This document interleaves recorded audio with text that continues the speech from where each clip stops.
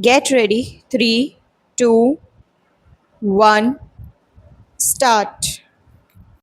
It is a strange paradox that the historian who is concerned professionally with the past plays a crucial role in the future of the society which he is studying. The historian's interest lies in trying to understand the emergence and the evolution of a society in a historical perspective where the term society includes every aspect of a people's life.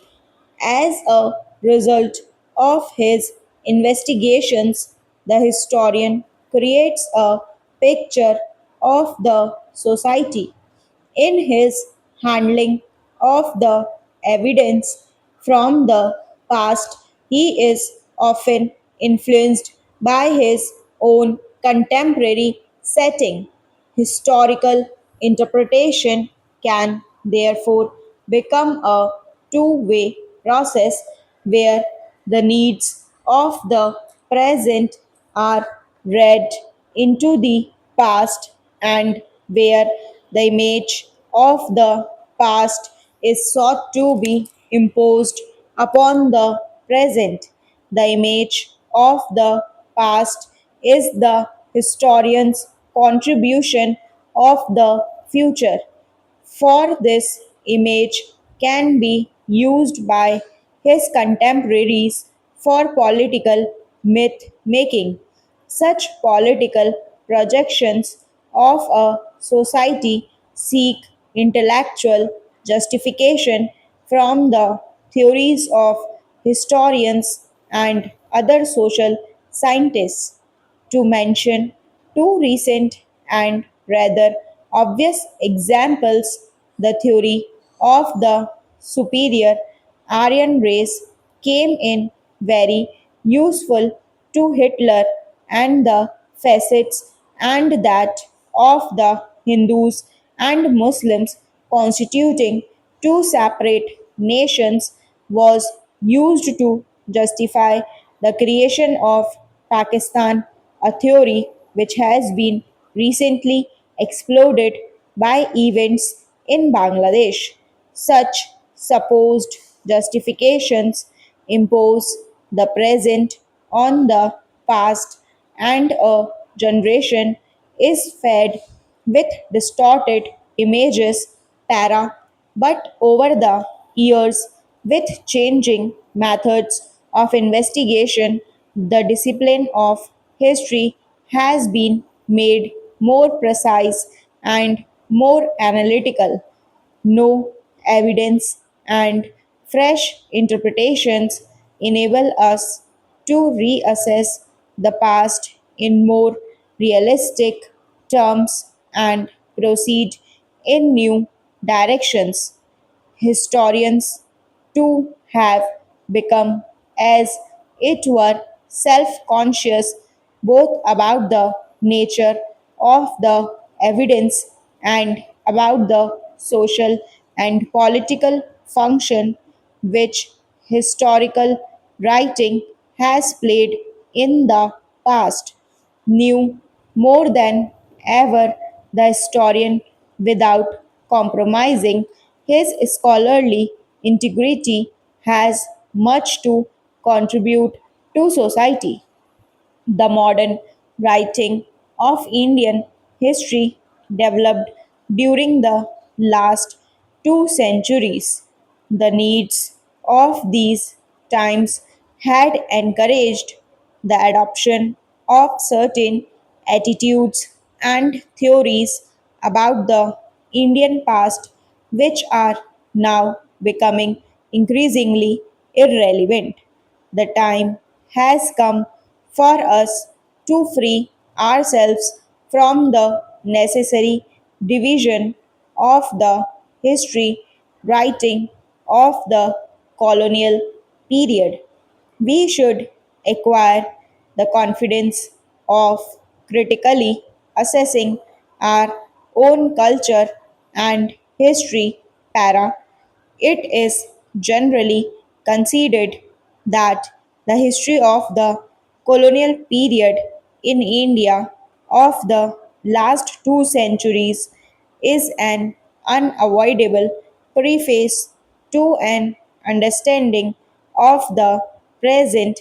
It has a direct connection with the present, but I shall try in these lectures to suggest that even the more ancient part of the history of our country is relevant to the present.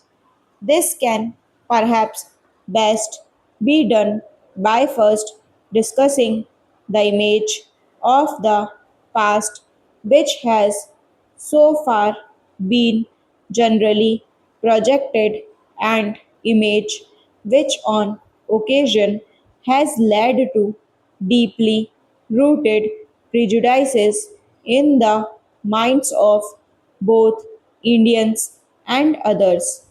I shall then indicate the kind of evidence and interpretation which is forcing historians to reconsider this image.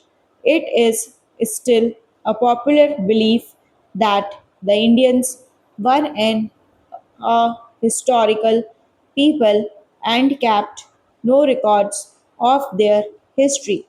The ancient Indians did keep records of those aspects which they felt were significant and worth preserving. It is true that of these records do not deal with political events and activities. They are more in the nature of legends and monastic chronicles, all legitimate constituents of a historical tradition, but not unfortunately very useful as a description of contemporary happenings. This latter type of record developed in the period after about AD 500. Court chronicles and historical biographies of considerable authenticity were maintained by the Turkish and Mughal courts, and the tradition remained alive until recent time.